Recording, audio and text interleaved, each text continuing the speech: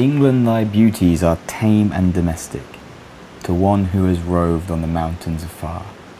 Oh, for the crags that are wild and majestic, the steep frowning glories of dark Lochnagar. They were the words of Lord Byron, and it paints this route nicely. In terms of the best trails in the UK, for me it must be Scotland. It is important to mention early on that the route possibilities are near endless in this part of the Cairngorms.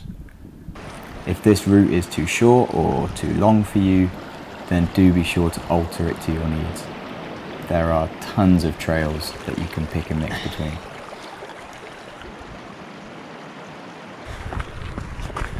After setting off, it doesn't take long at all until the Cairngorms gradients show up.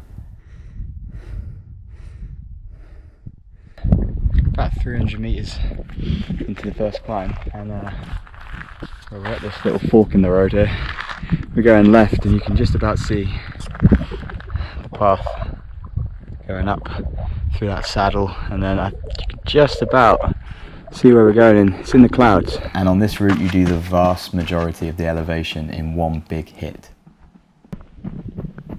In just under 10 kilometres of running, and for me also a bit of walking, you will go from 400 metres up to 1,156 metres, which is of course the height of Lochnagar. The Cairngorms, ladies and gentlemen. Lochnagar is of course located on the royal estate of Balmoral, which has been home to the royal family since 1852. Lochnagar does stand out among the other mountains. So there's Lochnagar, and that is the route that we've got to take. The colours of the loch itself are so dark. I've never seen a body of water quite like it before. After you see the loch itself, you'll begin to head further up, and the trail becomes slightly hard to follow. Although it doesn't really make much difference, as it's through a boulder field. So as long as you're heading up and straight, you'll end up in the right place. Completely covered in cloud now.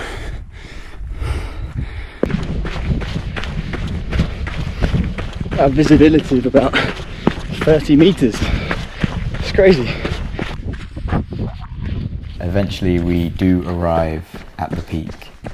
One of the hardest 10Ks I think I've ever ran. And the views are stunning.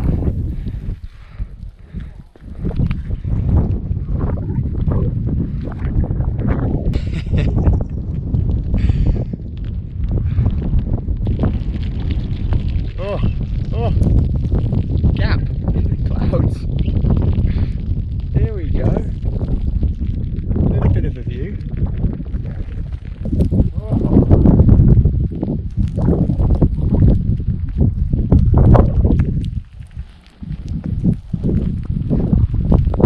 If you haven't heard the term before, a Munro is a Scottish mountain that stands taller than 3,000 feet, or 914.4 metres. It's a route for another day, but you can get about 5 or 6 of the Munros just along this ridge over there.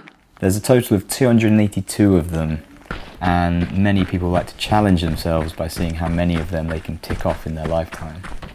This area gives you great possibilities to hit quite a few Munros in one go. You could string together a nice loop in this area and reach double figures amount of Munros.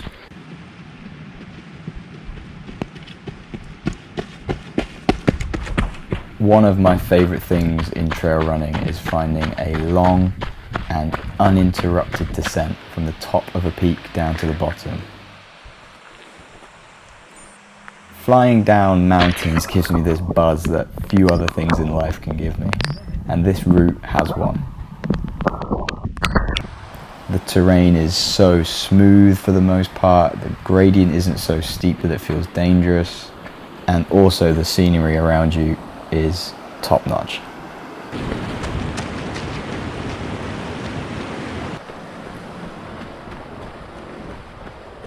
And just as you couldn't think it gets any better, a picturesque image of Loch Mick appears at the end of the valley.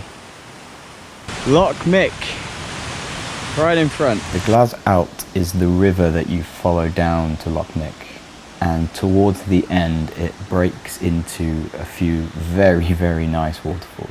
Problem with trails like this, so really I cannot keep a rhythm going. I just have to stop every time to take a photo or a video. I mean, it's just ridiculous. It's so gorgeous.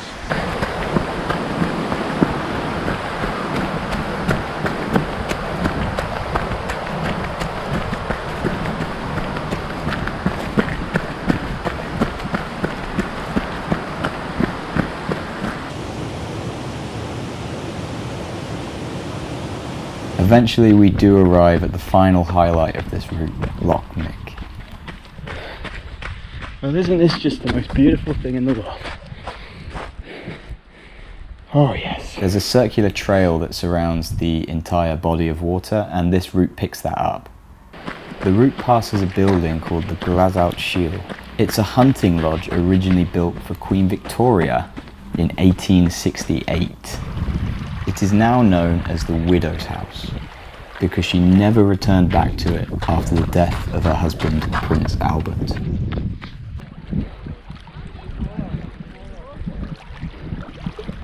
Running around this loch was a great way to end what was a fairly tough route.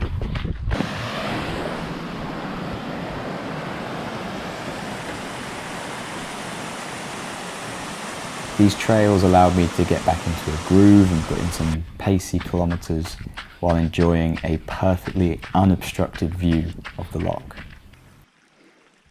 Please do let me know if you ever end up running this route. I would love to hear how you found it. And be sure to head to my website, the link is below. There are other glorious routes on there from around the world, including another Scotland route. I'm absolutely soaked.